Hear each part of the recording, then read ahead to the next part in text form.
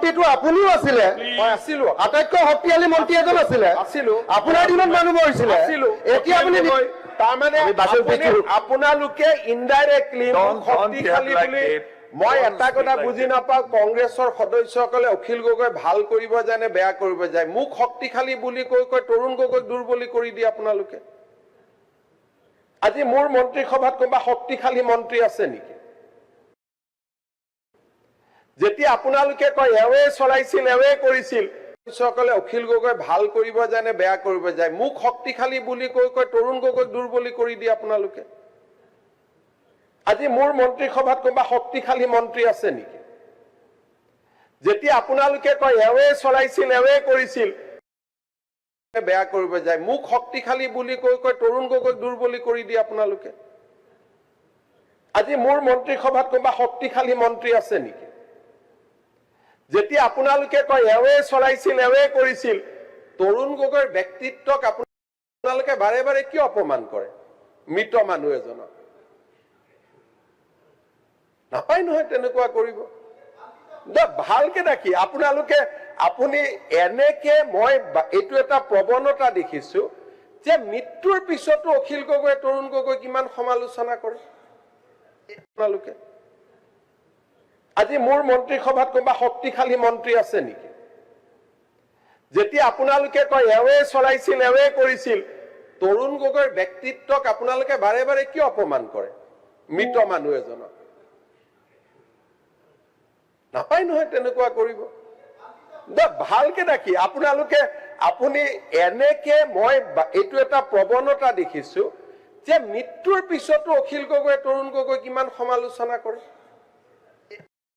এইবিলাক একেবাৰে আপুনি আকৌ পলিটিচাইজ নকৰিব আপুনি একদম উল্টা কথা কোৱা মানুহ পৃথিৱীত আচ্ছা আপুনি এটা কক এজন আজি যদি এই মন্ত্ৰীসভাত কয় ৰণোজ পেগু মুখ্যমন্ত্ৰীতকৈ শক্তিশালী তাৰমানে মোক অপমান কৰা হল নে নাই আপুনি কিন্তু ভাল কাম কেইটা ক্ৰেডিট কেইটা সব লয় হাৰে 108 টো আপুনি আনিলো বুলি কয় মিনিষ্টাৰ কাৰণে লওঁ প্লিজ আপুনি 108 টো আপুনি আনিলো বুলি কয় এইটো কেন্দ্ৰীয় চৰকাৰৰ বস্তু আছিলে ৰিপ্লাইটো শুনি লওক এইটো আপোনাৰ ৰেকৰ্ড ৰিপ্লাইটো শুনি লওক এনএছএনটো আপোনাৰ আপোনাৰ লগত মই টু মেমে কৰিব খোজা নাই কিন্তু ৰেকৰ্ডত কৈছো 108 সম্পূৰ্ণ ষ্টেট গভৰ্ণমেণ্টৰ স্কিম আছিলে যেতিয়া আমি আনিছিলো ৰেকৰ্ডত কৈছো কালি মোৰ ওপৰত প্ৰিভিলেজ মোচন লৈ আহক যদি মই ভুল কৈছো গতিকে আপুনি যিখিনি আপোনাৰ মই দেখিছো যে বয়স যিমানে হৈ গৈছে আপুনি সৰু ল'ৰা টাইপ হৈ গৈছে আপুনি এটা মনত কেতিয়া ভাবিছন 126 জনৰ কোনেও এনেকে উঠা পুঠা নকৰে আপুনি কৰি থাকে আৰু সাধাৰণ দুই এজন মানে ভাবে যে আপুনি বহুত এক্টিভ এমএলএ কিন্তু আসলতে যে আপোনাৰ একোৱে নাই ইউ হ্যাভ নাথিং আপুনি যদি ইন্টেলেকচুয়ালি চাব যে একো যায় আপুনি খালি ভুল তথ্যবিলাক দি থাকে ইটো হিটো এতিয়া কৈ দিলে এনএক্সএম সেন্ট্রাল গভৰ্নমেন্টৰ হৰি 108 was a state government scheme give credit to Tarun Gogoi তো আপুনি টেটৰ শিক্ষক ইটো was a state government আপুনি মনত কৰকচোন টেটত যেতিয়া শিক্ষক নিযুক্তি হৈছিল আপুনি লৰাবিলাকক গৈ কি কৈছিল এই তত 9 মাহৰ চাকৰি সব শেষ হৈ যাব কৈছিল না নাই ককচোন আপুনি যিমান এতিয়া হে কন্টেক্সুৱেল শিক্ষক এতিয়া কন্টেক্সুৱেলে হৈ আছে আপুনি কৰিব পৰা নাই এটো আপোনাৰ দিনত স্কুল কমিছে স্কুল বহা নাই চৰকাৰী স্কুল আপোনাৰ ঘৰত প্ৰাইভেট স্কুল হৈ গৈছে আপোনাৰ ঘৰৰ মানুহে প্ৰাইভেট স্কুল খুলিছে প্লিজ যেতিয়া কোনেও একো কৰিব নোৱাৰে যেতিয়া এজন মতা মানুহ খুব দুৰ্বল হয় তেতিয়া তেওঁ মাইকী মানুহক আক্ৰমণ কৰিব আৰম্ভ কৰে আপোনাৰ মই যদি কওঁ আপোনাৰ পৰিবাৰে বিবৰা কলেজত কেনেকৈ চাকৰি পাইছিল মইতো আজিলৈকে কোৱা নাই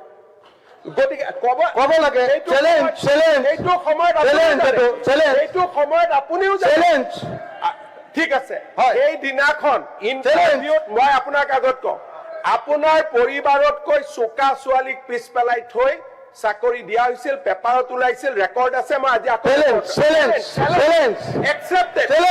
চ্যালেঞ্জ ইজ একসেপ্টেড আন্দোলনকাৰী চেণ্ডেল পিন্ধা আন্দোলনকাৰী মানুহ এজনে যেতিয়া চানমাৰিত মাটি কিনে সেই প্ৰশ্নৰ উত্তৰ কোনে দিব কওক বিপ্লৱ আপোনাৰ শ্ৰীমতীয়ে বেছি দৰমহা পায় কৈ আছো আপোনাতকে মোৰ শ্ৰীমতীয়ে বেছি দৰমহা পায়।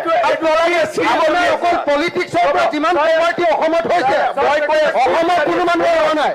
আপুনি যিমানে মোক গালি পাৰিব, অখিল ভাই শুনক, অখিল গগৈ ডাঙৰীয়া, এইটো ভগৱানে বিচাৰ কৰিব। বিপ্লৱ শৰ্মা কমিটিত মোৰ নাম নাই, আপোনাৰ নাম আছে। মাননীয় অধ্যক্ষ মহোদয়, মই গোটেই লিষ্টখন আপুনি APSCৰ লিষ্টখন আপুনি দিয়ে, কিন্তু আপোনাৰ নাম নাই। কথাখিনি স্যাৰ ভাল লাইনত হ'ব লাগে APSC কেলেংকাৰীত আপুনি জড়িত, কিন্তু আপোনাৰ নাম নাই। সম্পূৰ্ণ নহয় স্যাৰ কমিটিখনৰ যিমানটা ডিফামেশ্যন কেছ হৈছে, আপুনি কোৰ্টত গৈ মোৰ পলুকা মাৰিছে, এইটো পেপাৰে লিখা কথা, মই লিখা কথা নহয় বুলি। মই আপোনাৰ ওপৰত যিমানটা ডিফামেশ্যন কেছ দিছো, আপুনি দিয়া ইনফৰমেশ্যন শেষে হোৱা নাই, চলি আছে এতিয়া। মাননীয় অধ্যক্ষ মহোদয়, পইণ্ট অফ অৰ্ডাৰ ছাৰ আপোনাৰ ওপৰত এক মিনিট, অধ্যক্ষ মহোদয়, আপোনাৰ ওপৰত মই যিমানটা ডিফামেশ্যন কেছ দিছো, আপোনাৰ উকিলে গৈ কোৰ্টত কৈ এইকেইটা মই কোৱা নাই বুলি অন ৰেকৰ্ডৰ পৰা কৈছো। হাউচ কমিটি এখন গঠন কৰি দিয়ক, কমিটিখনে পৰীক্ষা কৰি লওক।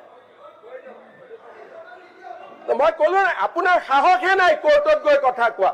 আপুনি সাহসে ডকুমেণ্ট খিনি দি দিয়ক কোৰ্টত, মই কৈছিলো কি ডকুমেণ্ট খিনি কোৰ্টত দি দিয়ক। মই কোৰ্টত মই কি ক'ব কোৰ্টৰ কথাটো আপুনি ইয়াত আলোচনাই কৰিব নোৱাৰে, মাননীয় অধ্যক্ষ, আপুনি লেজিছলেটৰ।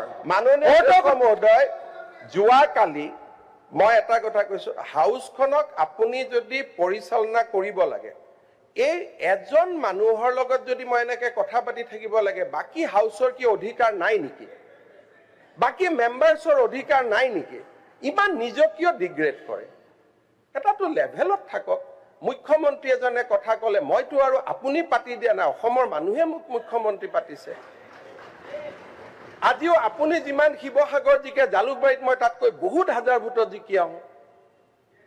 গতিকে এটা মানুহৰতো ৰেচপেক্ট, এটা সৌজন্য, এটা মিনিমাম বয়স বাঢ়িছে, ইউ আৰ বিকামিং ফাদাৰ, এটাতো নিজৰ ল'ৰা ছোৱালীও চাই নাথাকে জানো আপোনাক? এটা নিজক বচাওকচোন। You have been given enough time. এনেকুৱা নকৰিব। অসমৰ মৰ্যাদা এটা আছে, ল'ৰা ছোৱালী, আপোনাৰ পৰিবাৰ, ঘৰত গৈ আপোনাকে কয় নহয় যে এইবোৰ কিয় কৰা বুলি। নকৰিব ভাই, মই আপোনাক ৰিকুৱেষ্ট কৰিছো, you take half an hour time extra. যি মনত আছে মোৰ পৰা, আপোনাৰ লগত মোৰ কোনো যুঁজ নাই, কোনো স্বাৰ্থ নাই। ইউ টেক 1 hour ফ্ৰম মি, আমি শুনি থাকিম আপুনি যি ক'ব খোজে। যোনে কথা কওক, কালি জয়ন্ত মল্ল বৰুৱাই কথা কৈছে PHCৰ, তেওঁ PHC ডিপাৰ্টমেণ্টটো তেওঁ জন্মস্বত্ৰে লৈ আহিছে নেকি? আজি মন্ত্ৰী আছে PHCৰ, কালি নাই। সেইটো গালি তেওঁ কিয় খাব? গোটেইটো অসমীয়া ইঞ্জিনিয়াৰ বিলাকে কাম কৰে PHC ডিপাৰ্টমেণ্টত।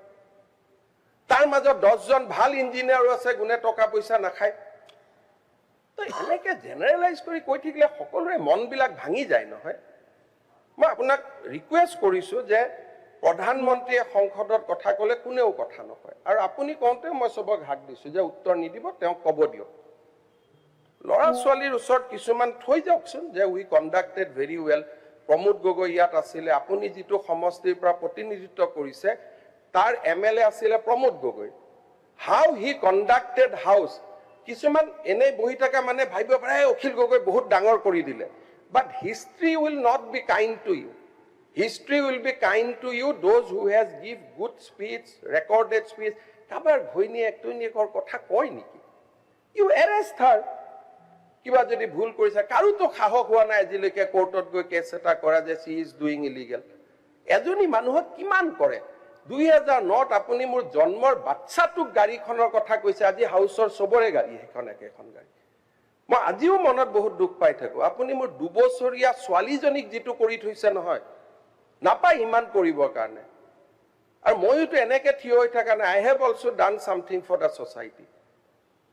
ছোৱালীজনীক দেখিলে I cried how many nights looking at her. সৰু ছোৱালী এজনীক আপুনি, তাইৰ বয়স তেতিয়া 2 বছৰ 3 বছৰ হৈছিলে।